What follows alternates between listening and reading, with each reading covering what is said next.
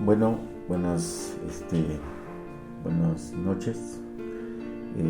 Esta exposición va a ser sobre la respuesta más bien a un correo de una ciudadana que nos preguntó qué relación existe entre el populismo, ¿verdad?, con el que califican, por ejemplo, al presidente de Argentina, Milei, y también con la misma calificación al presidente de México, López Obrador. Bueno, es una pregunta interesante, la vamos a responder en esta ocasión. Bien, algunos autores sitúan el término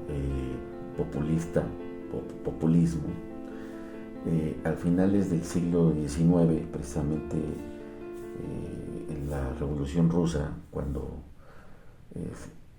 se iba a derribar, ¿verdad?, a la monarquía zarista, y fue todo un movimiento político y cultural. Entonces, el término que hoy conocemos como populismo, algunos autores, lo repito, lo ubican en Rusia como un narodismo, y su significación es al pueblo, ¿no?, o por el pueblo. Sin embargo, el comportamiento clave de esta categoría del populismo no es prioritaria ni surgió específicamente en esa etapa en Rusia. ¿Esto por qué lo digo? Porque muchos autores han pretendido, incluso muchos que aparecen en las redes sociales y escritores de academia, han pretendido darle una categoría de ideología al populismo. La realidad, les diré que el populismo no es una categoría ideológica ni es una ideología, porque lo que generalmente pasa en la vida política es que tienen que solicitar el auxilio de otra ideología más acabada, como el socialismo, el comunismo, capitalismo, para tratar de explicar o argumentar una determinada problemática. ¿Qué es entonces el populismo y cuáles son sus características primordiales? El populismo en realidad es una estrategia retórica.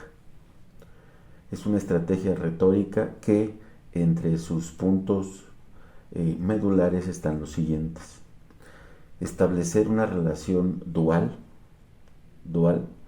argumentativa y dual, para distinguir el otro de nosotros, pero además generalmente otorgarle a esa distinción una calificación de lo bueno, de lo puro y de lo reprobable, de lo malo, de lo corrupto, de lo indeseable y lo deseable para solucionar las problemáticas. Otra de sus principales características de este comportamiento discursivo es establecer una línea directa, ¿sí?, y resaltar que la voluntad y el poder recae en el pueblo.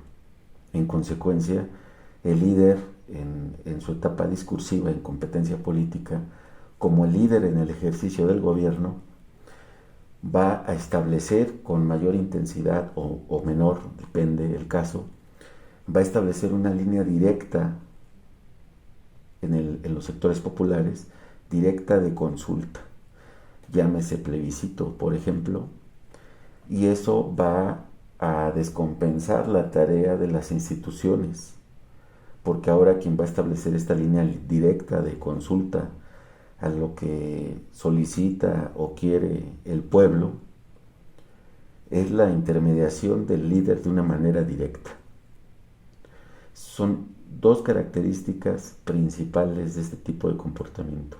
Los conceptos van a cambiar según la situación específica específica del caso y del país. E incluso pueden ser hasta contradictorios las posiciones argumentativas de los populistas, tanto en un país como en otro. Pero van a utilizar esta dualidad argumentativa para distinguirse. Algunos autores opinan que hay una serie de requisitos para que surja el populismo, pero yo les decía que no es que haya unas circunstancias para que surja el populismo como fenómeno ideológico, porque no es una ideología. El populismo es una estrategia retórica y no es nuevo, es una estrategia retórica. De tal manera que este comportamiento lo podemos observar entre quienes se autocalifican como socialistas progresistas, quienes también como que se califican como libertarios, por ejemplo, el caso de Milei en Argentina y su choque, al menos discursivo hasta ahora, con el presidente López Obrador. Es importante destacar, ya lo vamos a estudiar en otra exposición, que a nivel interno, antes de que el líder llegue al poder político, en la fase de competencia política, a través de su partido, es discursivo, ¿sí? Es discursivo. El comportamiento va a cambiar en sus alcances una vez que llega al poder. Y ahí podemos ver comportamientos similares entre el discurso de Milei en la etapa de competencia política y el discurso de López Obrador en la etapa de la competencia política y cómo cambian, es decir, se contradicen una vez que están en el ejercicio de gobierno.